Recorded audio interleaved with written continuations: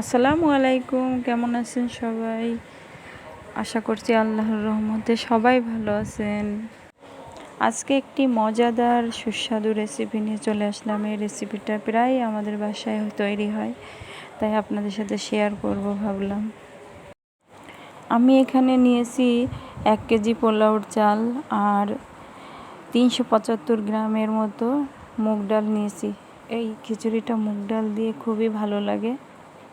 আপনারা চাইলে অবশ্যই বাসায় ট্রাই করে দেখবেন। হয়তো অনেকে জানেন, আবার অনেকে জানেও না। ডালটা কিন্তু অবশ্যই সিদ্ধ করে নিতে হবে। আমি 50% সিদ্ধ করে নিয়েছি, কারণ পোলাওর চালটা কিন্তু খুব তাড়াতাড়ি রান্না হয়ে যায়। সে কারণে ডালটা 50% সিদ্ধ করে দিলে অ্যাডজাস্ট হয়ে যাবে। আমি এখানে চালটা ভেজে নিচ্ছি। সামান্য হলুদ দিয়েছি ভাজার সময়, তাহলে কিন্তু কালারটা খুব সুন্দর আসবে। এবারে আমি একটা হাঁড়ি বসিয়ে দিয়েছি। হাঁড়িতে আমি সরিষার তেল দিলাম আর দিয়েছি কাঁচামরিচ, পেঁয়াজ। 5 মিনিটের মতো ভেজে নেব। তেজপাতা দিয়েছি 2টা আর গরম মশলা দিয়েছি আর 1 চা চামচ গোটা জিরা দিয়েছি।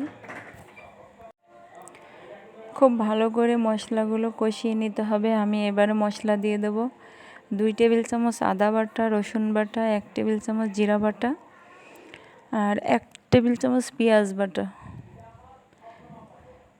এবারে দিয়ে দেব গুঁড়া মশলা, 2 টেবিল চামচ হলুদ গুঁড়া দিয়েছি। আর ঝালটা অবশ্যই যে যেমন পছন্দ করে তার মতো দিতে হবে। মশলাটা কষানো হয়ে গিয়েছে। এবার আমি চালের পরিমাণ অনুযায়ী পানি দেব। পানিটা দিয়েছি, প্রথমে আমি পানিটা ফুটিয়ে নিয়েছি, তারপরে আমি চাল দিয়েছি এবং ডালটা দিয়ে দিয়েছি।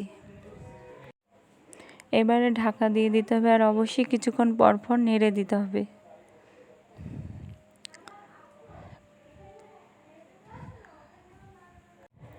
এই পর্যায়ে আমি একটু বিরিয়ানির মশলা অ্যাড করেছি আর 2 চা চামচ ঘি অ্যাড করেছি। আসলে ভিডিওটুকু স্কিপ হয়ে গেছে।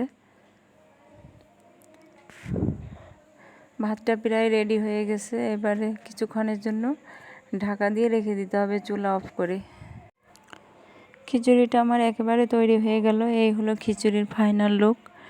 আসলে ওই দিন গরুর মাংস রান্না করেছিলাম, তাই ডেকোরেশনের জন্য একটু গরুর মাংস আর পটল ভাজা দিয়ে আমি প্লেটটা সাজিয়েছি। অবশ্যই কমেন্ট করে জানাবেন কেমন হলো। আর নেক্সট ভিডিওর জন্য অবশ্যই লাইক, কমেন্ট, শেয়ার করবেন, ফলো বাটন প্রেস করে রাখবেন। আজকের মতো এখানেই বিদায় নেব বন্ধুরা। আশা করছি সবাই সুস্থ আছেন, ভালো আছেন। আল্লাহ হাফিজ।